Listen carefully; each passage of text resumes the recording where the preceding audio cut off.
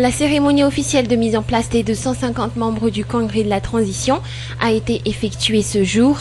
Si 256 était le nombre prévu et fixé au début, suite à la conférence nationale, 250 seulement ont été présentés ce jour. Les 6 autres seront nommés par voie de décret.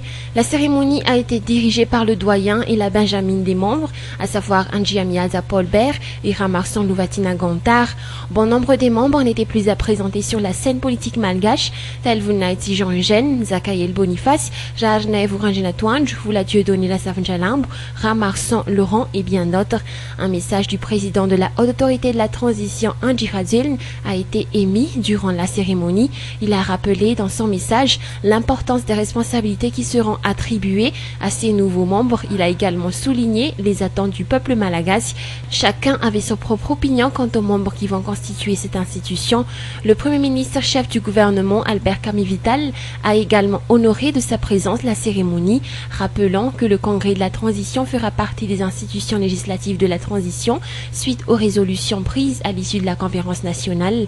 Après la mise en place officielle de ces 250 membres, une réunion à huis clos s'est tenue ce jour.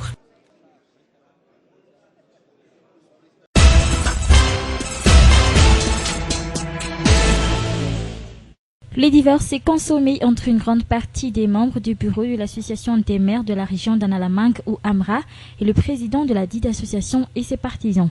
Ce matin, Ralaïsien Kimaxim, maire d'Akarobat et président de l'Amra, a déclaré que le bureau de l'Amra n'est pas dissous et que la grande réunion des maires de Madagascar aurait bel et bien lieu dans la capitale à partir de demain.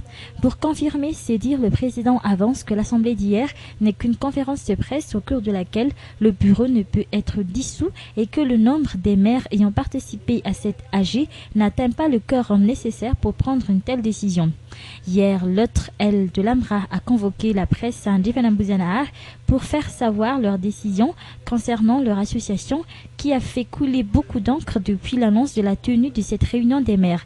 Présidée par le maire de Bemaswanj, Rapefaka Choualphonse, l'assemblée d'hier a décidé d'un commun accord que le bureau de l'Amra est dissous et que la direction collégiale sera mise en place. Ces maires refutent la tenue de la réunion de demain au nom de l'Amra. Ils avancent que si elle aura lieu, ce ne sera pas au nom de leur association. Étaient présents à cette assemblée d'hier quelques 48 maires des 7 districts dans la région d'Analamang, rappelant que parmi les grandes lignes à débattre durant la dite réunion figure la création d'une association des maires de la Grande Île et la tenue des prochaines élections municipales. Pour le maire de Bemaswanj et ses compagnons, cette réunion n'est plus nécessaire dans la mesure où une ordonnance numéro 2010-009 a déjà statué sur leur sort après la conférence nationale. Mais il déclare également que cette réunion prend l'allure d'une manifestation politique en vue de porter atteinte à la transition actuelle.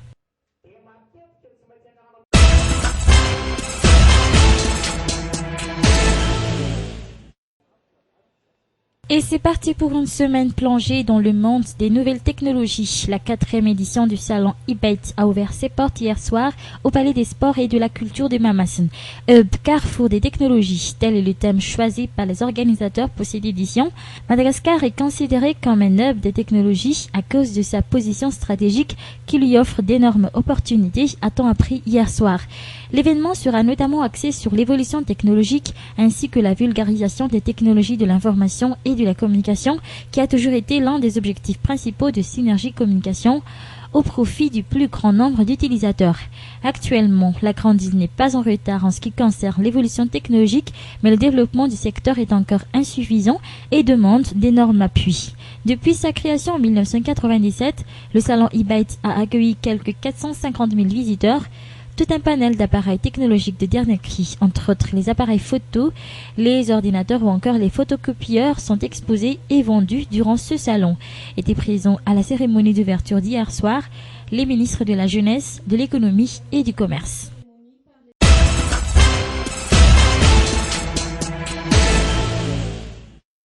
Suite à un article paru ce jour dans un quotidien de la capitale, certains syndicats des fonctionnaires regroupés au sein de la plateforme des syndicats VMTMA, issus du secteur public, privé et des zones franches, ont tenu à préciser qu'ils ne sont pas du même avis ni de la même position que certains fonctionnaires, notamment ceux du 3FM, initiateurs des manifestations des fonctionnaires prévues débuter ce jour. À travers un communiqué, les représentants des syndicats réunis au sein du VMTMA ont avancé que le moment est inopportun pour tenir des manifestations pouvant semer le désordre dans le pays. À cet effet, ils ont souligné qu'ils sont contre la tenue de telles manifestations, de quel ordre que ce soit, même si les revendications soulevées par ces fonctionnaires initiateurs de grève restent dans l'intérêt de tous les fonctionnaires. La persistance de certains fonctionnaires à réaliser et à tenir des grèves cachent des dessous politiques, ont continué ces représentants du SFDM et du FMMD sans Florentin, car selon eux, pourquoi ces fonctionnaires ont attendu la période de préparation des élections et la venue des différents médiateurs internationaux pour se manifester? Ce n'est pas le fruit du hasard, ont-ils repris, c'est uniquement pour gâcher la tenue des élections et de faire croire que la situation du pays ne s'est pas évoluée. Une autre manière devrait se faire pour régler les problèmes, ont-ils proposé. De toute façon, une requête fixant les revendications des fonctionnaires a déjà été entre les mains des différents responsables, à savoir la présidence et la primature. Il tenait alors à préciser que l'article paru dans ce quotidien est erroné, car ce ne sont pas tous les fonctionnaires qui tiennent cette manifestation.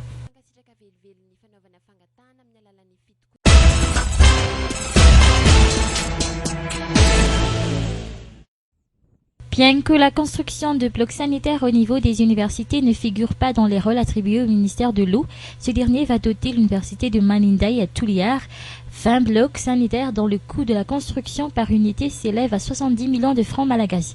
Les travaux ont déjà débuté et sont prévus se terminer d'ici un mois et demi au plus tard. Sur les 4500 étudiants à l'université de Manindaï, 1700 logent dans les cités universitaires. D'après les explications émanant du président de l'université de Tuliar, ces étudiants font leurs besoins dans les brousses pas loin de l'université à cause du manque de blocs sanitaires. En effet, les infrastructures sanitaires existant à l'université de Tuliar ne correspondent plus au nombre des étudiants qui les utilisent. Par ailleurs, l'adduction d'eau potable qui sera indépendante de la Jirama au niveau de tous les centres universitaires dans la Grande Île figure parmi les programmes déjà définis par le ministère de l'Eau, ce grâce aux fonds propres du ministère. Ce projet est déjà en phase d'étude à l'université de Diego, selon toujours les dires du ministre de l'Eau, Nirlan Chantemazu.